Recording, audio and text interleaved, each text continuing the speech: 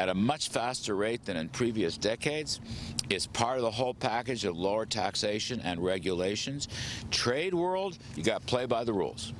And if you change this, if China comes on board and joins the rest of the world, right? If they do that, everyone will benefit. Joining us now for reaction to that and the entire debate is Gordon Chang, an expert on China and author of Nuclear Showdown, North Korea Takes on the World, and Tori Whiting, a trade economist at the Heritage Foundation. Thank you both for joining us tonight. Tori, you join us from Washington. Gordon, thanks for being here in studio. Appreciate your time. I'll start with you, Gordon. They're making the argument that you can't have free trade while China benefits from unfair trade practices, and if you don't take this moment for the showdown, it's not going to work. Are they taking the right stance in the Trump administration right now?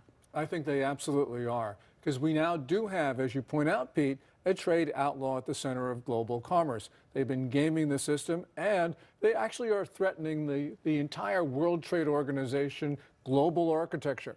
Problem is, the Chinese have been stealing intellectual property from the United States somewhere between $225 to $600 billion a year. They're leaving the Trump administration no choice. Yes, no one likes tariffs, no one likes trade friction, no one likes industrial policy.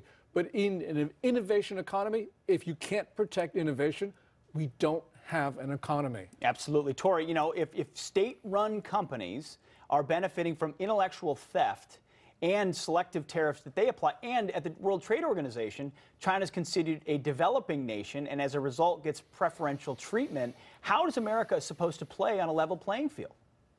Well, listen. I honestly do not think that tariffs are the right way to go.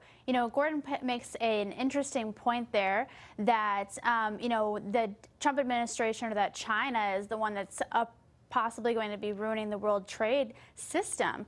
The United States is going against the World Trade Organization and doing unilateral measures instead of using the international organizations that we have in place to enforce the rules. And there is history that actually backs this up. In every case that has been litigated between the United States and China at the WTO, the United States has won, and in 9 of those 10 cases, China has actually changed its behavior, and USTR has validated the fact that China has changed its behavior. So Gordon's here shaking his head.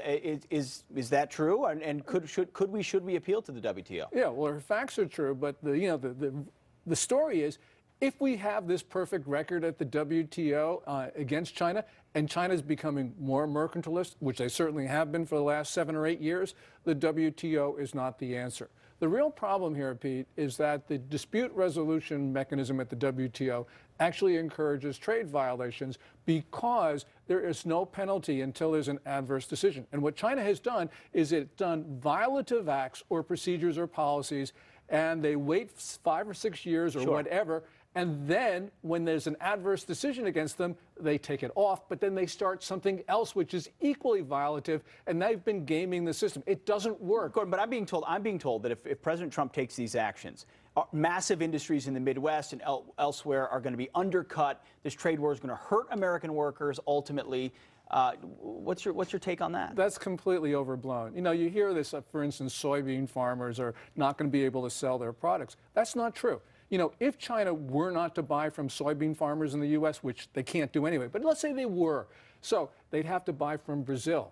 Now, Brazil has only so many soybeans, which means they can't sell to their traditional customers, so American soybean producers will sell to Brazil's customers. The same principle applies with regard to Boeing Craft. And also, people say, well, Walmart's not going to have anything to sell. Well, we'll just buy from Bangladesh, Mexico, Guatemala, whatever. There'll be this substitution. China really will be hurt if we put tariffs on them. So these arguments about tariffs don't really work when you think about the way the global system operates. Tori, Gordon's arguing that the free market finds a way, and that without this brinksmanship, without this showdown, without the threat of tariffs, you're never going to get them to back down, and they're going to play on this slanted field where, as I said before, state-run companies are able to game the system against companies here that have to play by the rules.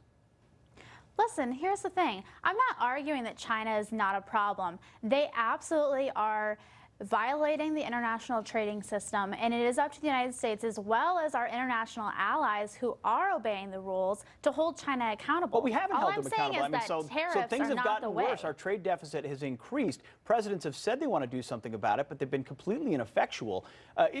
Don't you like the fact that at least that this president has made changing that dynamic a priority?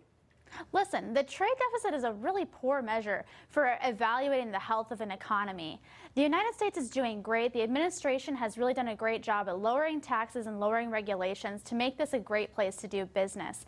Tariffs are going to increase costs, and we have seen this in the past. In 2002, President Bush imposed tariffs on steel and aluminum products, and the United States lost 200,000 jobs in 1 year because of higher steel prices. So there are consequences for tariffs. Gordon, we also see the larger macro aspect here, which I'm most passionate about, is a rising China that wants to throw its weight around militarily, economically.